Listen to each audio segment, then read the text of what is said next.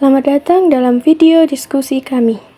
Dalam diskusi ini, kami akan membahas mengenai bagaimana membangun kesadaran moral anti korupsi melalui Pancasila. Sebelumnya, perkenalkan saya Bunga Frelanesha Jelita Rahma. Perkenalkan, nama saya Muhammad Rafli. Perkenalkan, saya Dani Bekam Syahputra. Halo, perkenalkan, nama saya Muhammad Dwi Ramadhani. Perkenalkan, nama saya Hanifah Nurmufida. Perkenalkan, nama saya Marta Eka Putri Hermawan. Perkenalkan, namaku Alievia Kartika Putri. Seperti yang kita tahu, korupsi merupakan isu kompleks yang mempengaruhi berbagai aspek kehidupan, mulai dari pemerintah hingga masyarakat. Nah, menurut teman-teman, apa saja sih akar penyebab dan dampak dari kasus korupsi? Yang saya pahami, penyebab utama dari korupsi, ya ekonomi dan politik kita. Selain itu, lemahnya sistem pengawasan, kurangnya transparansi, dan budaya imunitas juga menjadi faktornya. Adapun dampaknya sendiri, yaitu mulai dari merusak kepercayaan masyarakat, menghambat pembangunan ekonomi, hingga memperburuk kesenjangan sosial. Lalu, apa saja kasus korupsi yang mungkin kalian tahu? Serta dampak yang disebabkan dari kasus itu? Salah satu kasus korupsi yang saya tahu yaitu kasus korupsi Jiwasraya. Kasus ini melibatkan penyalahgunaan dana nasabah oleh oknum manajemen perusahaan asuransi Jiwasraya. Kasus ini bermula dari krisis keuangan perusahaan yang memburuk akibat investasi berisiko tinggi dan pengelolaan keuangan yang buruk.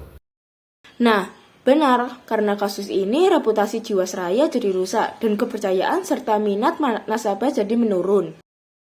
Memang siapa pelaku di balik kasus ini? Pelaku dari kasus ini yaitu Direktur Utama Jiwasraya yang menjadi otak dari kasus korupsi ini. Dan ada salah satu investor yang juga menjadi tersangka dalam kasus ini. Selain kasus Jiwasraya, ada nggak sih kasus yang dilakukan oleh petinggi negeri? Ada, yaitu kasus korupsi DPR RI tahun 2023 lalu. Memang siapa pelakunya dan berapa nominal korupsinya? Pelakunya adalah anggota DPR RI, Edi Harieji. Dia menerima uang suap sebanyak 3,4 miliar sebagai uang suap pengesahan UUD mengenai BPJS. Selain itu, ada juga kasus korupsi di Kementerian Perhubungan, yaitu Yana Mulyana, karena diduga menerima suap sebesar 1,5 miliar terkait pengadaan CCTV untuk program Smart City. Wah, berarti semua orang juga berpotensi melakukan korupsi ya? Lalu, bagaimana tanggapan kalian mengenai kasus-kasus korupsi yang kita bahas?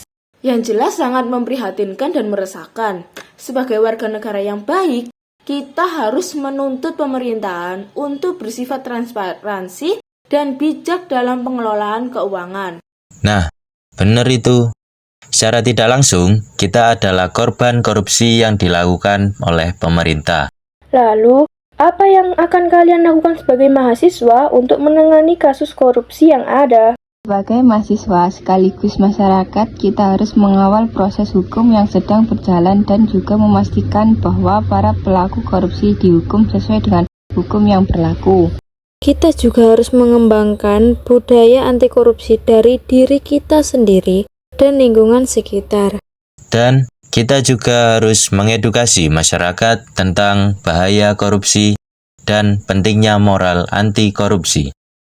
Nah, teman-teman, dengan kesadaran dan kepedulian bersama, kita dapat menciptakan masyarakat yang jujur dan lebih baik untuk mencegah terjadinya korupsi. Semoga video ini dapat membantu kita semua untuk meningkatkan keadilan. Terima kasih, kami pamit undur diri.